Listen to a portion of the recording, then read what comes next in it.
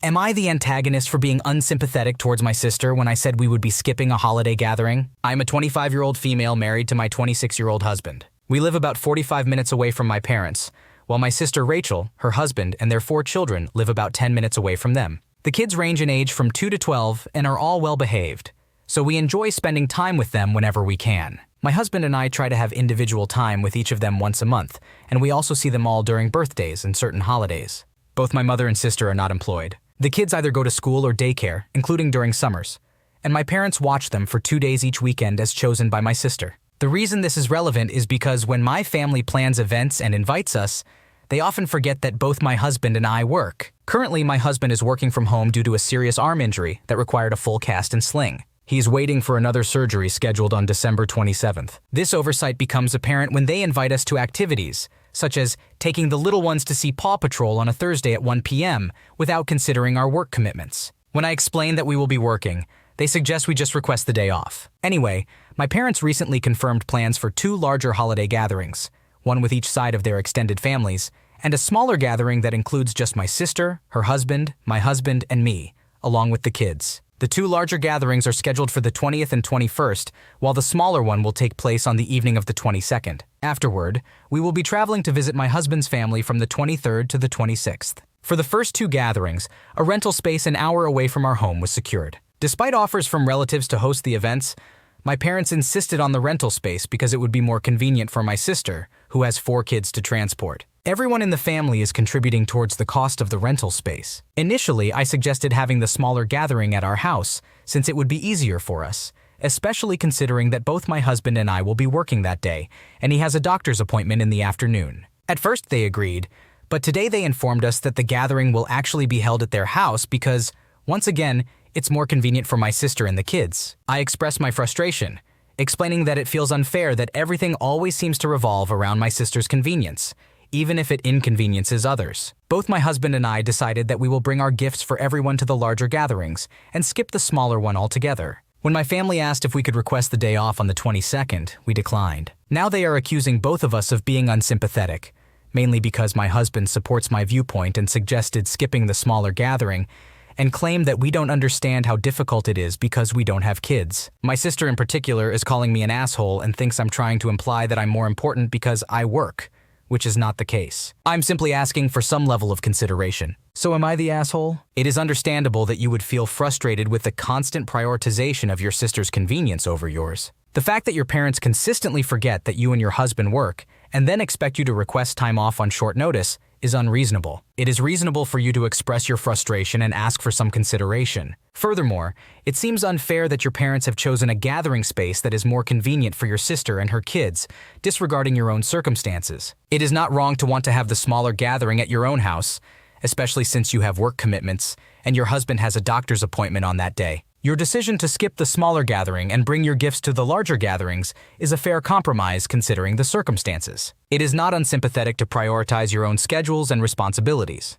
Your sister's argument that you are claiming to be more important because you work is invalid. It is about fairness and considering everyone's needs. Overall, communication and compromise are important in family dynamics. It would be helpful to have a discussion with your parents and sister to explain your feelings and viewpoints, and to find a solution that considers everyone's schedules and preferences. Am I the antagonist for going on a pre-planned and paid-for vacation after my BF's father passed away? My boyfriend, 30 years old, and I, 28 years old, have been dating for 4 years and living together for the past 18 months. Our lease is ending this month, and we hoped to have bought a house by now, but that didn't happen. Therefore, we decided to renew our lease and continue searching for a house. Due to a stressful year in my career, I planned a trip to Mexico with some friends for a yoga and wellness retreat. We are leaving next Thursday, and we are all excited about it. Unfortunately, the week before Thanksgiving, my boyfriend's dad unexpectedly passed away. He immediately flew out to be with his mom and siblings. He ended up staying there for Thanksgiving instead of coming home, which I completely understand. The funeral wasn't scheduled until the Friday after I leave for my trip,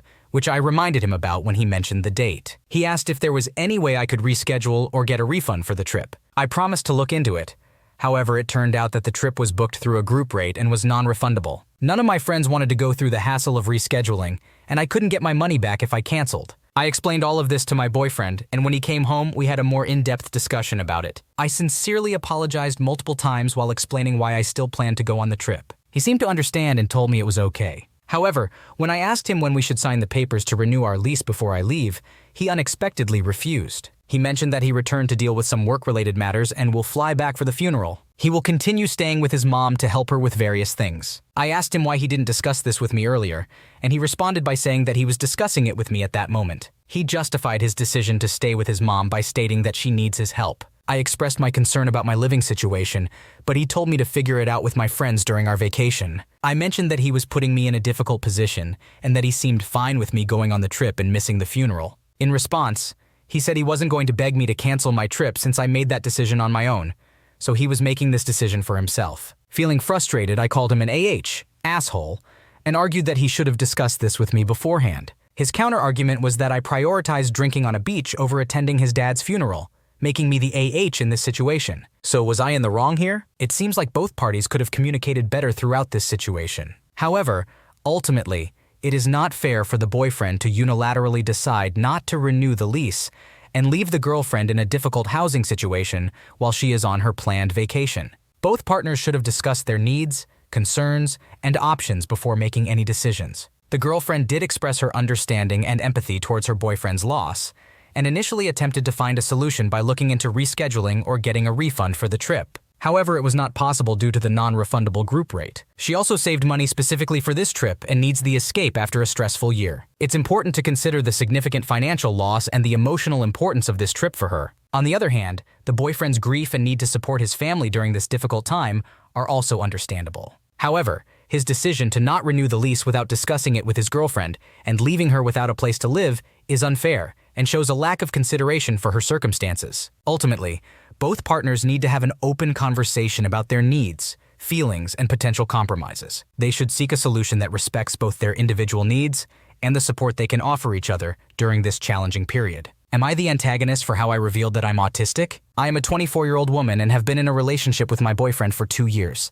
We have known each other and each other's families since we were kids, as we are family friends. Throughout my life, I have struggled with anxiety, depression, and mild obsessive-compulsive disorder, OCD. However, I never fully fit the diagnostic criteria for these conditions, making it difficult for me to receive effective treatment or a proper diagnosis. These struggles have largely remained private and invisible to others. When I turned 21, shortly before my boyfriend and I started dating, a new healthcare provider suggested that I read about how autism presents in women. Initially hesitant due to my preconceived notions about autism, I decided to give it a try. As I read more, everything began to make sense, and I felt a sense of understanding that I had never experienced before. It explained my past difficulties in receiving a diagnosis or appropriate treatment. I sought 2 evaluations, one for a second opinion, and both diagnosed me with autism. While the diagnosis did not drastically change my daily life, understanding autism has helped me develop better coping mechanisms for my struggles. I did not immediately disclose my diagnosis to my boyfriend when we first started dating. However, when I finally shared it with him,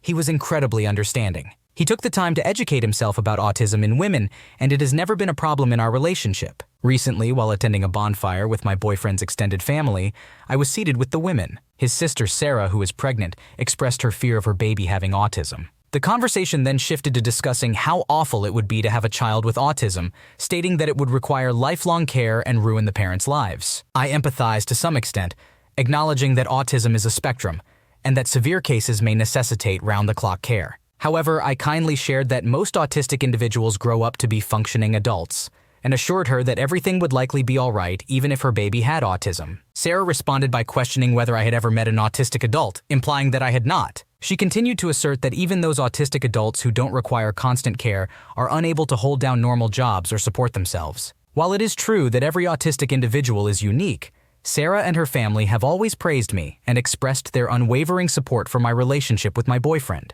I have a successful career and can comfortably support myself. I listened to their misguided beliefs until I could no longer tolerate it, and then I revealed, Sarah, for what it's worth, I am autistic. The women were taken aback and claimed that there was no way I could be autistic. I went on to explain that I have undergone 2 evaluations, highlighting the misunderstandings surrounding autism. Sarah promptly reported this revelation to my boyfriend, who simply responded, I know, It's not really a big deal. He supports me, but the rest of his family is furious with me for ruining their night and not having a serious conversation about my diagnosis beforehand. They believe I should have approached the topic differently. So, am I the antagonist in this situation? You are not the asshole in this situation. It was not your responsibility to sit down with your partner's family and have a serious conversation about your diagnosis. It was an informal gathering, and Sarah's comments were disparaging towards autistic people. You simply shared your own experience and corrected misconceptions about autism. Furthermore, you have already disclosed your diagnosis to your boyfriend and he understood and accepted it. It's up to him to share this information with his family if he feels it's necessary. It's not your obligation.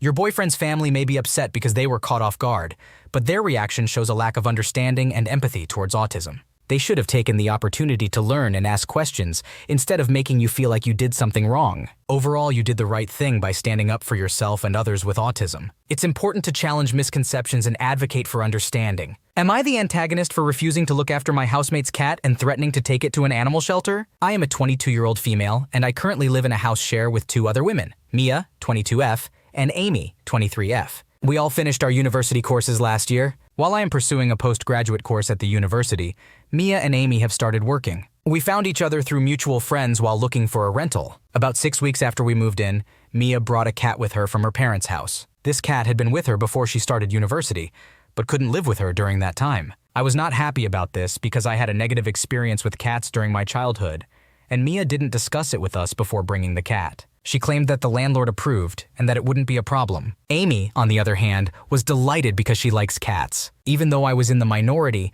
I didn't want to create an issue for the sake of harmony. However, I made it clear that I would not take care of the cat under any circumstances. A few weeks ago, Mia informed us that she had a 3-month work placement in another part of the country. She had free accommodation there, so she wasn't moving out permanently. She would continue paying her share of the rent, but couldn't take the cat with her. Once again, I wasn't happy about this, but Amy offered to look after the cat. Mia left 3 weeks ago. Unfortunately, Amy recently fell ill and had to temporarily move back in with her parents. She left a week ago and won't return until after Christmas. This means I am left alone in the house with the cat. I immediately called Mia and told her that she needed to find someone else to care for the cat. She claimed this was unfair because she wasn't aware that Amy wouldn't be around and there was no one else in the area who could take the cat. I told her that it wasn't my problem since it wasn't my cat. She asked for a few days to figure something out. The cat is causing more trouble than expected. It constantly demands attention, even if it's allowed to go outside. It will whine by the back door after being out for just an hour, and if I let it in, it will soon start whining outside my bedroom door. This is highly distracting and hinders my ability to focus on my university work. Additionally, I dislike having to feed the cat because the food has an unpleasant smell, and my supply is running low. It has been a week since I spoke to Mia, and the cat shows no sign of leaving. I message her every day about it, but she dismisses me. In desperation, I directly contacted her parents and asked them to come and pick up the cat. However, they were offended by this and questioned why I couldn't take care of it myself. Unfortunately, they live more than 3 hours away and can't just drop everything to retrieve the cat. I told them that if nobody picks up the cat within the next 48 hours, which is how long the remaining food will last, I will take it to a local animal shelter and explain the entire situation, that the cat's owner effectively abandoned it in the care of someone who does not want the responsibility. Since then, Mia has been bombarding me with angry calls, labeling me as an asshole. Am I the asshole in this situation? You made it clear from the beginning that you did not want to be responsible for the cat and that you would not do anything for it. It was unfair of Mia to bring the cat without discussing it with you and assuming that you would be okay with taking care of it. Now that Amy is gone, you are left alone in the house with a cat that you never wanted to take care of. It is understandable that this is causing you stress and distraction, especially since you have a lot of uni work to do. You have been trying to communicate with Mia about the situation, but she has been ignoring your messages and not taking any responsibility for finding a solution. It is not your responsibility to look after the cat, and it is unfair of Mia to expect you to do so. Threatening to take the cat to an animal shelter might seem extreme, but you have reached your limit and have no other options. You have given Mia enough time to find a solution, and if she continues to ignore your requests, it is understandable that you would want to take action to alleviate the burden on yourself. However, before taking the cat to a shelter, it would be worth exploring other options, such as finding a temporary foster home or contacting local animal welfare organizations for assistance.